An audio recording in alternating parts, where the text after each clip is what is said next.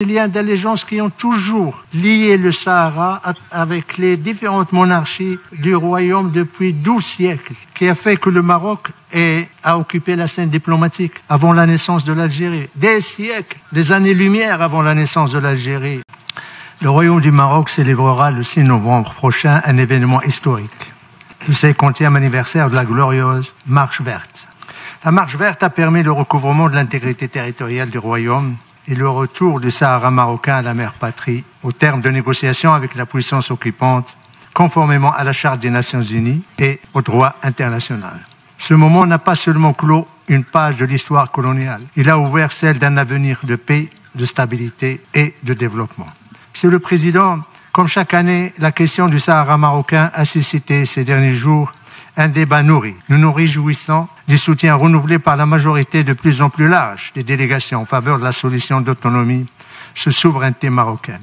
Parallèlement, nous déplorons les déclarations surannées de certains États membres dont les positions sont en décalage total avec les efforts du Conseil de sécurité pour parvenir à une solution politique réaliste et fondée sur le compromis, afin de mettre un terme à ce différend qui perdure depuis plus d'un demi-siècle. À ceux-là qui, par dogmatisme, s'entêtent à ressasser des positions passéistes, nous leur disons le Sahara est marocain depuis les temps immémoriaux. Un Sahara qui a écrit l'histoire du royaume à travers les siècles. Un Sahara qui s'est approprié son avenir avec détermination et optimisme. Et ce, jusqu'à la fin des temps. Un Sahara qui incarne aujourd'hui une terre d'union, de paix et de progrès inclusif. À ceux qui contestent cette évidence, nous opposons des réalités et des résultats. Loin des discours figés dans un passé révolu, le Royaume a fait le choix irréversible de la paix, du développement partagé et de l'intégration régionale. Ce choix s'est traduit par des actions concrètes, visibles et durables. Depuis 1975, et indépendamment de l'évolution du processus politique, le Maroc s'est investi dans la réalisation du droit légitime au développement des populations de ses provinces sahariennes. Grâce à la vision éclairée de Sa Majesté le Roi, Mohamed VI, que Dieu l'assiste, qui s'est traduite par le lancement en 2015 du nouveau modèle de développement pour les provinces du Sud, avec une enveloppe de plus de 10 milliards de dollars et qui enregistre aujourd'hui un taux de réalisation supérieur à 80%. Le Sahara marocain est désormais une vitrine de progrès. Le PIB par habitant y figure parmi les plus élevés du royaume. Les infrastructures stratégiques y voient le jour. Le port atlantique de Dakhla, plateforme stratégique du commerce et de l'intégration régionale. La voie express Tiznit-Dakhla, qui renforce la mobilité et l'unité nationale. Les centrales solaires et éoliennes, qui font du Sahara un modèle et un pilier de la transition énergétique, ainsi que les universités, les hôpitaux, les technopoles et les écoles d'excellence. Au Sahara, la population locale jouit d'un taux de participation politique élevé, y compris dans la gestion des affaires locales à travers des organes législatifs, exécutifs et judiciaires. Il a par ailleurs contribué à l'élaboration de l'initiative marocaine d'autonomie et pris pleinement part aux tables rondes du processus politique. À ceux qui prétendent défendre le droit à l'autodétermination, nous leur répondons par l'autonomie. Il est essentiel de rappeler, pour relever toute ambiguïté, que le droit à l'autodétermination, tel que reconnu par les Nations Unies, ne peut ni ne doit être interprété comme un droit à la sécession, ni comme un outil de remise en cause de l'intégrité territoriale des États souverains, comme le souligne la fameuse résolution 1514 de l'Assemblée générale. En outre, l'autonomie est pleinement reconnue dans la pratique onusienne, ainsi que dans les processus de règlement pacifique des différends, comme une modalité légitime d'exercice du droit à l'autodétermination, notamment lorsque les populations concernées peuvent gérer démocratiquement leurs affaires dans le cadre de la souveraineté de l'État. C'est exactement ce que propose l'initiative marocaine d'autonomie. Cette initiative garantit aux populations locales une gestion démocratique élargie de leurs affaires dans le cadre de la souveraineté marocaine, une autonomie avec un parlement élu, un exécutif représentatif et une justice indépendante. Un modèle conforme au droit international et aux standards internationaux des droits humains. À ceux qui veulent figer ce conflit régional pour des calculs géopolitiques, nous leur opposons le consensus international croissant autour de sa proposition d'autonomie. De plus en plus de pays de toutes les régions du monde reconnaissent la justesse, la légitimité et la pertinence de cette initiative. Comme l'a affirmé Sa Majesté le Roi Mohammed VI, que Dieu l'assiste, dans son discours du 29 juillet dernier, je cite, « Nous sommes fiers du soutien international croissant à la proposition de l'autonomie, considérée comme la seule et unique solution au conflit autour du Sahara marocain. » Fin de citation. Ce soutien n'est ni accidentel ni conjoncturel. Il reflète une reconnaissance lucide et souveraine de la communauté internationale envers une proposition qui répond aux impératifs de paix, de réalisme et de compromis tels que constamment rappelés et demandés par les résolutions du Conseil de sécurité. L'initiative marocaine d'autonomie est accueillie favorablement par la communauté internationale, non pas par pression, mais par conviction, qu'elle constitue la seule base sérieuse et crédible pour parvenir à une solution politique, réaliste et pragmatique et durable dans le plein respect de la souveraineté marocaine. Loin d'être une solution unilatérale, comme d'aucuns veulent prétendre fallacieusement, l'initiative d'autonomie s'inscrit dans le cadre du processus politique onusien et demeure ouverte à la négociation et à l'enrichissement par toutes les parties concernées, telles qu'identifiées par le Conseil de sécurité dans ses résolutions successives, à savoir le Maroc, l'Algérie, la Mauritanie et le Polisario. Encore faudrait-il que ces partis qui se gaussent de soutenir le processus politique recherchent sincèrement la paix et acceptent de prendre part aux négociations. À ceux qui, par fantasme, sur une soi-disant instabilité au Sahara marocain, nous leur répondons que le Sahara est devenu un havre de paix, un hub d'intégration africaine, de coopération sud-sud et de développement partagé. Les provinces du Sud sont au cœur de 3 initiatives royales majeures. L'initiative royale atlantique pour une croissance solidaire des pays atlantiques de l'Afrique. Le gazoduc Nigeria-Maroc, vecteur d'énergie, de stabilité et de progrès partagé. L'initiative pour le Sahel, projet de désenclavement et de paix pour une région éprouvée. À ceux qui instrumentalisent la souffrance de nos frères et sœurs des camps de Tindouf, nous leur répondons par un appel sincère à mettre fin à leur exil et à permettre la réunion de leurs familles, leur retour à la mère patrie dans la dignité et leur participation active à l'essor du Sahara marocain. Le drame humanitaire de Tindouf ne doit plus servir de prétexte à l'inaction ou à la manipulation de la souffrance incommensurable de ces populations. Il est temps de tourner cette page douloureuse et de répondre à l'appel du secrétaire général des Nations Unies pour, je cite, un effort renouvelé en faveur d'une résolution accélérée. Enfin, Monsieur le Président, à ceux qui excellent dans le double discours et persistent à faire perdurer ce conflit depuis un demi-siècle, nous leur rappelons l'engagement irréversible du Maroc envers l'ONU, sa sincérité politique vis-à-vis des partis et la main régulièrement tendue au peuple algérien frère par Sa Majesté le Roi Mohammed VI, que Dieu l'assiste.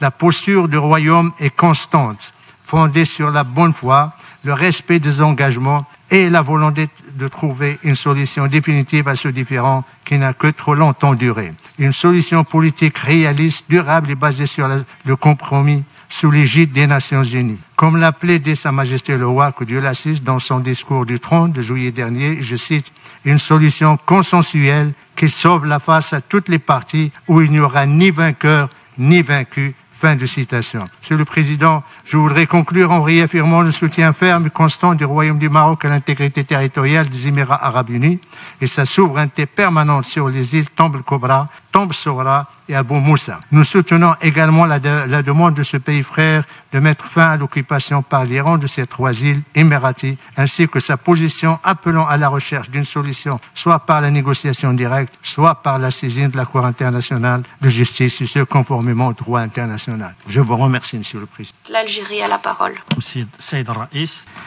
Merci, Monsieur le Président. Malheureusement, nous avons entendu le représentant du Maroc insister à chaque fois que possible sur la possibilité de diffuser la mésinformation quant à la situation du différend au Sahara occidental, alors que ces questions sont bien identifiées dans les résolutions de l'Assemblée générale et du Conseil de sécurité. Les parties concernées sont le Front Polisario et le Maroc. S'agissant de la question, il s'agit de la dernière région de l'Afrique considérée comme territoire non autonome et c'est un point inscrit à l'ordre du jour de la décolonisation de l'ONU. C'est un fait indéniable quelles que soient les campagnes de propagande éloquentes tentant de changer la situation. Il s'agit de violations systématiques et délibérées perpétrées par le Maroc depuis plus de 50 ans, avec pour objectif de saper les principes de l'ONU et les buts et principes de la charte. La CIJ a émis un avis en 1975 au sujet de la question de la souveraineté du Maroc sur le Sahara occidental et les arguments contre ont été fournis. Arguments contre le Maroc. Le Maroc a fait fi de ces avis consultatifs. Il y a plus de 50 résolutions de l'ONU indiquant le droit inaliénable de la population du Sahara occidental. Le Maroc y réagit par un silence arrogant tout en apposant un fait accompli sur le terrain. Depuis 1975, la population du Sahara occidental rejette cette imposition du fait accompli par la force.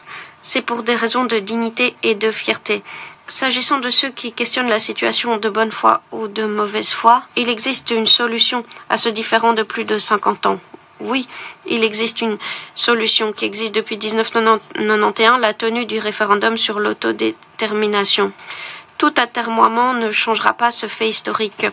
J'aimerais également rappeler à tous des faits historiques indéniables. À New York, on a promis que le Royaume du Maroc s'engageait à respecter les résultats du référendum. Le Conseil de sécurité a établi la MINURSO, qui aurait dû travailler au suivi du référendum. Voulez-vous véritablement savoir pourquoi le Maroc craint la tenue du référendum? Je pense que vous pouvez tous vous imaginer les résultats du référendum. Si le Maroc était convaincu que la population allait accepter l'initiative d'autonomie, pourquoi le Maroc refuse-t-il ce référendum? Eh bien, parce que le résultat en est connu. La population ne renoncera pas à son droit sacré à l'autodétermination. 50 ans plus tard, la détermination demeure inchangée, mais la reconnaissance internationale va croissant. Le droit international n'expire pas, peu importe les délais. Nous sommes tous conscients des tactiques adoptées par le Maroc. Cette occupation va devenir une occupation de facto. C'est une stratégie fondée sur 3 piliers. Fatiguer la communauté internationale, un changement qui va effacer la mémoire collective et une lente normalisation d'une situation qui est illicite de par sa nature même. Je vous remercie, Monsieur le Président. Monsieur le Président, chaque fois, ma délégation se trouve surprise par le droit de réponse de la délégation sœur de l'Algérie. La délégation de l'Algérie se retrouve la seule dans cette salle à répondre au discours du Maroc. Et chaque fois, avant d'entrer dans la salle, je formule le vœu que nos frères algériens vont respecter notre position, respecter notre discours, respecter le droit à la liberté d'expression, notre position, et s'abstenir, ne serait-ce qu'une fois dans l'histoire de la 4e commission, bien de l'Assemblée générale. Malheureusement, c'est toujours le cas. Pourquoi? Parce que tout simplement, si ce conflit perdure depuis 50 ans, comme l'a dit mon frère, le représentant de l'Algérie, c'est parce qu'il y a un pays qui a dépensé jusqu'à maintenant, de l'aveu même de son Excellence le Président algérien, 50 milliards de dollars pour financer un groupe armé qui a des liens avec la nébuleuse terroriste. Le conflit perdure, non pas parce que l'ONU a échoué, mais parce que tout simplement l'Algérie persiste à refuser à s'asseoir à la table de négociation. Le conflit perdure parce que tout simplement l'Algérie veut une solution selon sa vision à elle, qui... Pour elle, le principe de l'autodétermination, c'est le principe qui va amener à la sécession, à l'indépendance d'un État fantoche au sud du Maroc. Le représentant de l'Algérie a parlé de la Cour internationale de justice. Il oublie de mentionner que c'est le Maroc qui a demandé. Première réalité, à partir du moment où il parle de réalité. Deuxième réalité, la Cour internationale a donné raison au Maroc en disant que le Sahara n'était pas terras nullius, ce que l'Espagne et même l'Algérie soutenaient. Et troisièmement, la Cour a reconnu le principe de l'allégeance, les liens d'allégeance. C'est les liens d'allégeance qui ont toujours lié le Sahara avec les différentes monarchies du royaume depuis 12 siècles. C'est ce ce principe de l'allégeance à la monarchie qui a fait la force des monarchies du royaume et surtout qui a fait que le Maroc a occupé la scène diplomatique avant la naissance de l'Algérie. Des siècles, des années-lumière avant la naissance de l'Algérie en 62 pour avoir des ambassades dans les cours européennes au XVIIe. Où était l'Algérie, qui a été le pays qui a reconnu, le premier pays à reconnaître les États-Unis d'Amérique. Pourquoi ? C'est grâce à l'allégeance qui a fait que le Maroc a eu avec les différentes tribus du Sahara. C'est l'allégeance qui a toujours fait la force du royaume. Et c'est l'allégeance qui fait toujours maintenant la force de ce royaume aujourd'hui. Et le fera demain pour un peuple uni autour de son roi, de sa monarchie, dans la défense de la marocanité du Sahara. Le représentant de l'Algérie, mon frère, a rappelé la déclaration de feu roi Hassan II. C'est vrai, mais qui a déraillé? Sa Majesté a reconnu devant l'Assemblée générale qu'il respectera les résultats du référendum. Mais qui a déraillé le plan de règlement? C'est pas le Maroc, c'est l'Algérie qui a refusé qu'il y ait une identification conformément aux Nations Unies, aux règles, et qui n'a pas permis d'identifier ceux qui auront le droit de voter ou non. Mais mon frère, pas du moment où il se réfère pour une fois à l'histoire de nos deux pays, je voudrais rappeler que Son Excellence le président Boumedienne, lui, avait reconnu la marocanité du Sahara devant les chefs d'État en 1974, lors du sommet de Rabat. Ça, c'est un fait et c'est enregistré. Tout le monde s'en rappelle, s'en rappellera toujours. Je m'arrêterai ici, Monsieur le Président. Il y a tellement de choses à faire, mais je m'arrêterai ici par respect au temps qui est imparti. Je sais que mon frère... Président, je regrette de devoir de nouveau prendre la parole. Toutefois, et alors que nous entendons le représentant du Maroc insister et réitérer de fausses allégations, je me dois de répondre. Pendant 18 ans, les mêmes 3 pages ont été proposées comme un plan d'autonomie, comme une solution miracle. Et je vais vous expliquer pourquoi cette proposition est inacceptable du point de vue juridique et elle n'a aucune intégrité intellectuelle. Du point de vue juridique, l'autonomie doit suivre le principe de souveraineté. Toutefois, la souveraineté du Maroc sur le Sahara occidental n'est pas confirmée par le droit international. Les peuples qui ont le droit à l'autodétermination supposeraient de demander aux Sahraouis de renoncer à leurs droits pour donner légitimité à cette occupation. Comment donner crédibilité à un plan qui est ignoré, a été ignoré systématiquement pendant 18 ans par le Conseil de sécurité et par les envoyés personnels du SG? En octobre 2024, la fragilité du document a été soulevée. Il n'a pas été présenté au Polisario non plus. Monsieur le Président, l'objectif réel de ce plan marocain est plus que clair. Il s'agit d'arrêter, d'empêcher un référendum sur l'autodétermination pour empêcher toute solution suivant le droit et poursuivre l'occupation et la colonisation. Accepter ces fausses allégations reviendrait à autoriser, à permettre cette occupation pour arriver à une autonomie fausse. Un peuple qui a résisté pendant 50 ans ne va pas accepter une autonomie qui leur est imposée par les forces de l'occupation. L'histoire n'a pas un seul exemple de succès similaire. Les mécanismes de reconnaissance allégués, les autres pays mentionnés par le Maroc, ont été acquis par des moyens plus que douteux, à savoir pression. Je vous remercie, Monsieur le Président. Une fois de plus, nous regrettons de devoir réagir au mensonge de mon frère algérien. Tout d'abord, l'autonomie. Prétend que l'autonomie n'a pas été présentée, qu'elle est fallacieuse, qu'elle ne représente rien du tout. Alors pourquoi il y a 120 pays? C'est la question que je lui pose. Pourquoi il y a 120 pays qui soutiennent l'autonomie comme seule solution au règlement de ce problème? Apparemment, le représentant de l'Algérie n'était pas présent durant la semaine dernière quand il y avait des interventions, des pétitionnaires, et également ces 3 derniers jours pour entendre les pays dire leur soutien fort et clair pour l'autonomie en tant que solution. Deuxièmement, le Maroc, au moins, il a le courage de proposer l'autonomie. Que propose l'Algérie? L'Algérie propose la poursuite de ce différend, de ce conflit pour une autre 50aine d'années à venir. Ça veut dire maintenir les populations des camps emprisonnés. Ça veut dire obliger les enfants qui sont nés dans les camps de mourir dans les camps. Ça veut dire empêcher les populations des camps de quitter les camps pour soit revenir au Maroc, soit aller en Mauritanie ou dans un pays tiers. Ça veut dire continuer à dépenser des milliards de dollars pour armer le Polisario, pour déstabiliser la région, au dépend pratiquement du confort, de la prospérité, surtout de la population algérienne. Ces milliards que l'Algérie dépense pour armer un groupe terroriste armé auraient mieux servi à alimenter les supermarchés, les magasins et surtout à nourrir la population algérienne. C'est dommage de le dire ainsi. Je voudrais dire également, Monsieur le Président, qu'il a parlé de soutien grandissant des pays. Ils soutiennent quoi? Il n'y a pas de soutien grandissant. Il est pratiquement il rétrécit comme une peau de chagrin. C'est plutôt le soutien à l'initiative marocaine d'autonomie qui grandit. Les retraits de reconnaissance, vous les oubliez, vous les ignorez, vous vivez avec, vous vous adaptez. Les reconnaissances de la marocanité du Sahara, ce n'est pas la migration qui les a amenés, c'est des actes souverains. Quand dans le passé, un certain nombre de pays reconnaissaient l'entité que vous avez créée, le Maroc n'a jamais accusé ces pays soit d'être corrompus, soit de subir des pressions. Mais l'Algérie ne respecte jamais la volonté des autres, ne respecte jamais la décision souveraine des États.